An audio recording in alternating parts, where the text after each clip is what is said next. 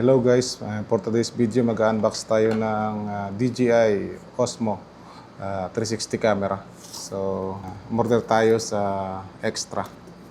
So, tara, samahan niyo ako, unbox natin.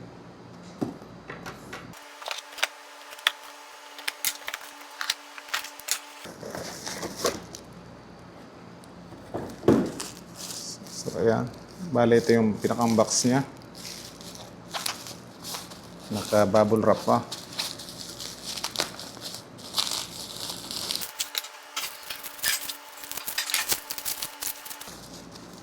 So, ayan.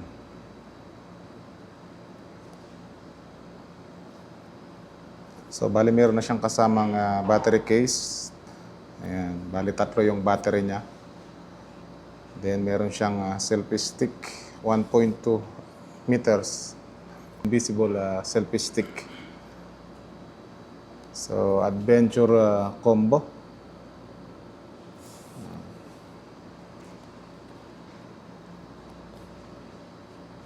So, let's go. Pang inaantay natin, buksan na natin.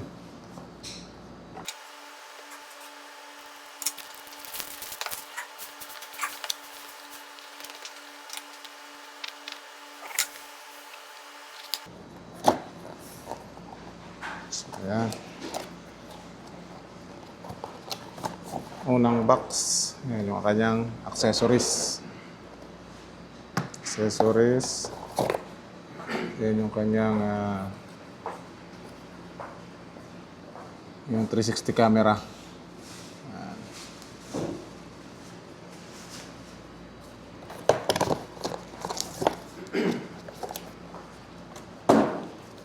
Tapos yung kanyang selfie stick. Invisible selfie stick. Ayan.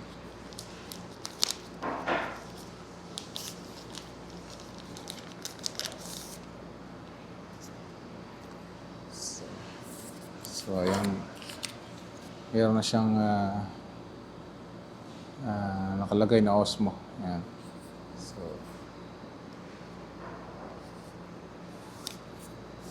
So ganito siya kahaba. Ayan. Ayan.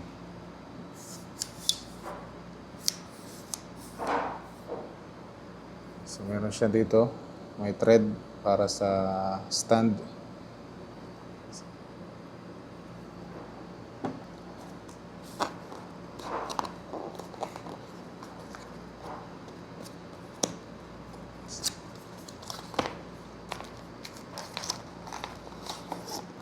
So ito yung kanyang battery case.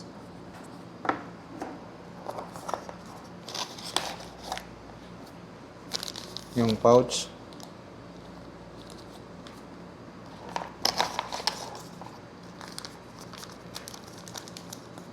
Siyempre yung lens protector.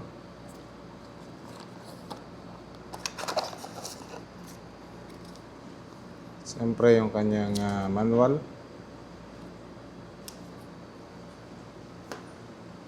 So buksan natin itong battery case.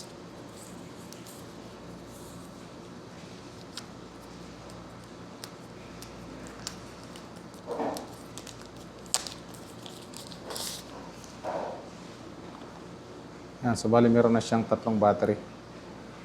Yan. So 1,950 mAh. Yan. Bali katulad lang siya ng battery ng Action 5.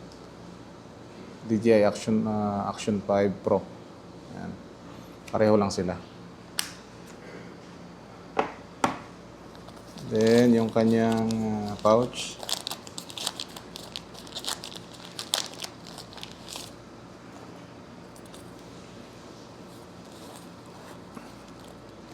So meron siyang Type-C to Type-C cable. Yan. Then yung mount. Yan.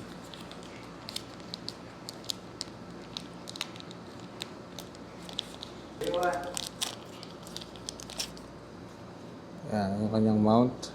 So, lagyan natin dito. Try natin. Yan. So, bali, pwede mo siyang i-adjust dito. i-press mo lang tong button na to. Yan, pwede mo siyang adjust.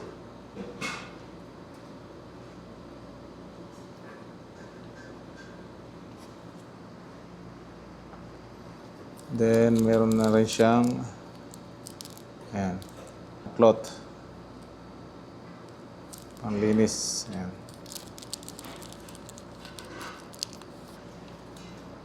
So, ito yung kanyang lens protector. Ayan.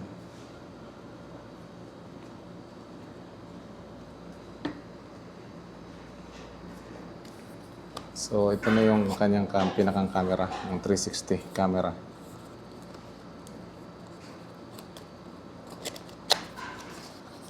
So, maliit lang siya. Ayan, ito na siya, yung pinakang camera.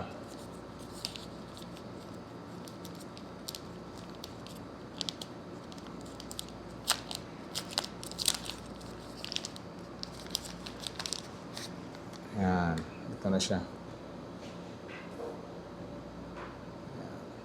Meron siyang dalawang lens. Ayan.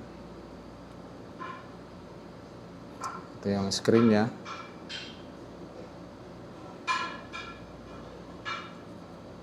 Tapos yung thread. Ayan.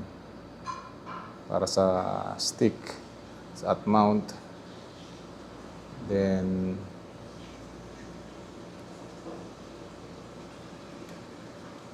siyempre yung kanyang power button.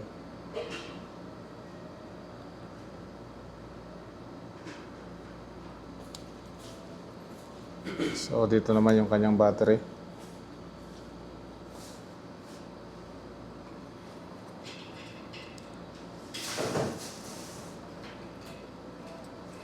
Dito naman yung kanyang Type-C.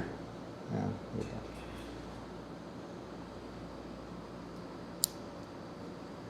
So, bali meron na rin siyang built-in na memory.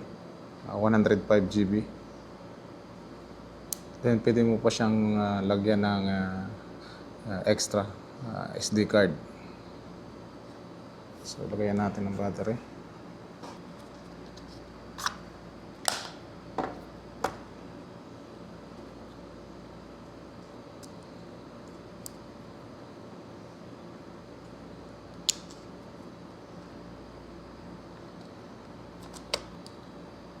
So, ayan. Ito yung power button niya. So, ayan.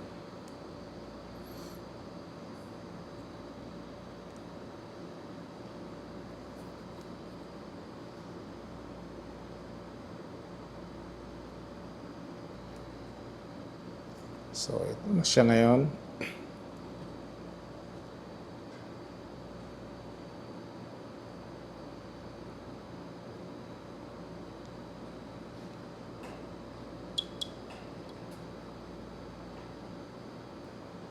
Tapos ito yung kanyang lens protector.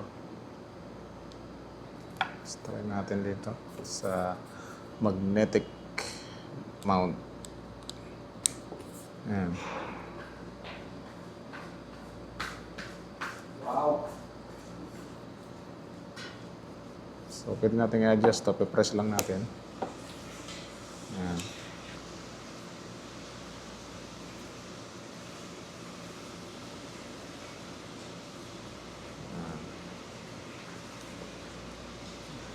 Then, pwede rin natin i-direct.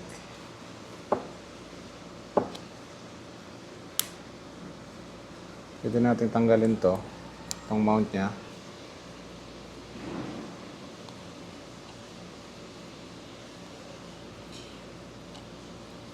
Then, pwede natin direct dito kasi may thread din dito sa pinakang camera niya. Yan. So, pwede nang hindi gamitan ng mount. Yan.